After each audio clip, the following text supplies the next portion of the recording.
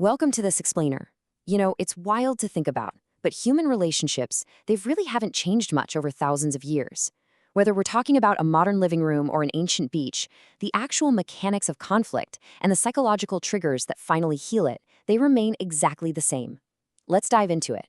Picture this. It's late at night. A husband and wife are at it. The wife asks if the husband took out the trash. Well, he forgot. He was distracted watching TV. So she complains, he always forgets, and he gets defensive, saying, "Hey, I was up late working on emails." Suddenly, the wife pivots, asking why work is always more important than home.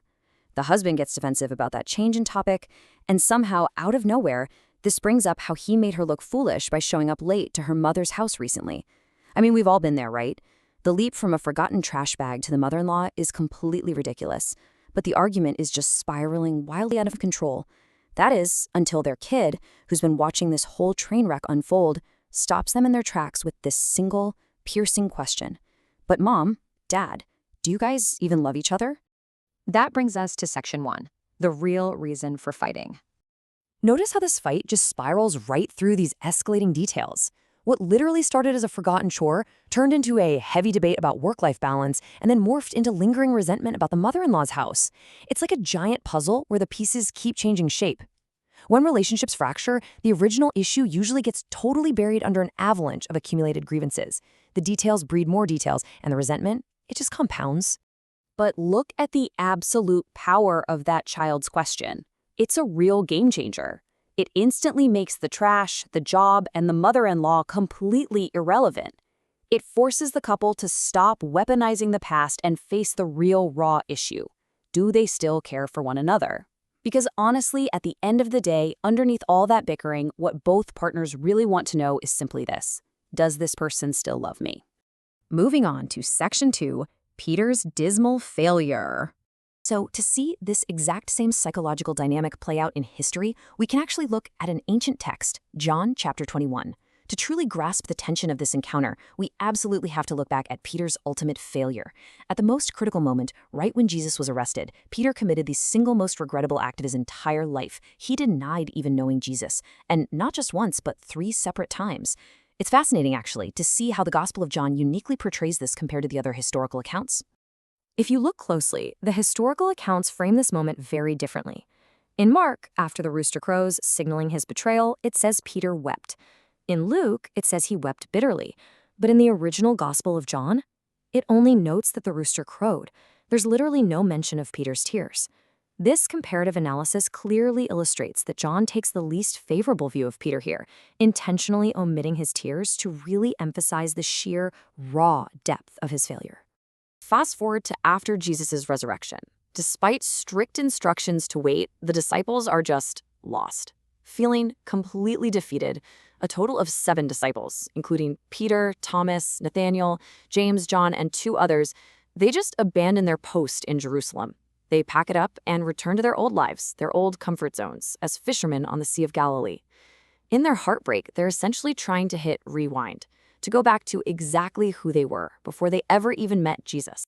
Which brings us to section 3, heavy silence before the fire. So after fishing all night and catching absolutely nothing, which, adds insult to injury, a figure on the shore guides them to a massive haul of fish. Realizing it's Jesus, Peter literally jumps straight into the water and rushes to the beach. But waiting for him is a charcoal fire. Now, this isn't just a cozy fire for cooking. It is a massive psychological trigger. The last time Peter stood near a charcoal fire was that exact moment in the high priest's courtyard where he denied knowing Jesus. Now, you'd probably expect a joyous, tearful reunion, right? But instead, an incredibly awkward, heavy silence falls over the breakfast. Peter's guilt leaves him completely speechless. The atmosphere is suffocatingly quiet.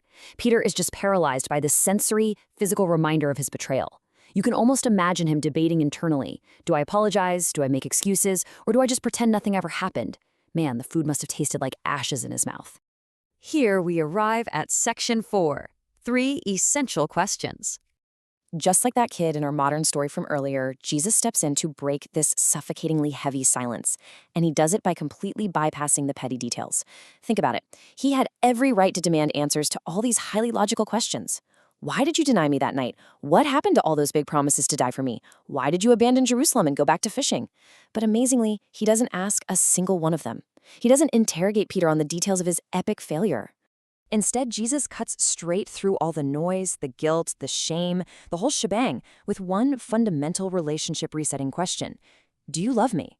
It's an invitation to return to the absolute core foundation of the relationship, completely bypassing that complex web of Peter's mistakes. But okay, the interaction doesn't just stop there. Jesus intentionally repeats this exact same question 3 times. 3 times! It's painful for sure, because being asked 3 times forces Peter to painfully and directly confront the reality of his 3 denials head-on. Jesus doesn't let him just sweep his trauma under the rug, because as we know, true healing requires facing our failures directly. By his 3rd response, Peter's answer shifts, just slightly but profoundly. He says, "Lord, you know everything, you know that I love you." Basically, Peter acknowledges that Jesus knows all of his terrible flaws, his cowardice, his failures. He knows he's a total mess. Yet he also asserts that Jesus knows the genuine love that still remains underneath all of that failure. And that leads us to our final part, section 5. Love is proven by responsibility. Here we discover something absolutely crucial. Jesus isn't just looking for warm emotional validation from Peter. He meets Peter's confession of love with an immediate appointment. He says, "Feed my sheep," or "tend my sheep." Now, this is so important. This is not some statement of emotional comfort. It is an official commission of duty and responsibility. Jesus is essentially saying, look, even though you denied me 3 times, even though you ran away and went back to fishing, I am still trusting you with my most critical mission. Love, in this context, is not just a fuzzy feeling to satisfy ourselves. Love must translate into taking responsibility. So coming full circle back to our modern couple fighting in the living room, we see exactly how this applies today. True love isn't just saying the words to your spouse. It requires the responsibility of concrete actions. If you truly love your partner, you prove it by managing the household chores, like actually taking out the trash. You prove it by coming home on time, keeping your promises, and not creating situations that cause them distress. Action and responsibility, those are the true validators of love. And you know what? Peter understood this mandate perfectly. He proved his love through a lifetime of immense responsibility.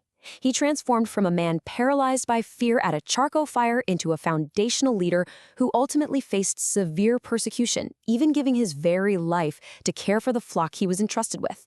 His love was decisively backed by ultimate responsibility and action. Love isn't merely an emotion, folks. It is a call to action. When the heavy silence falls and all the petty grievances are finally stripped away, what actually remains? How will you prove your foundational love through your daily responsibilities, whether that's in your work, your family, or your community? It's a profound question and one we all have to answer. Thanks for joining me on this explainer, and I'll catch you next time.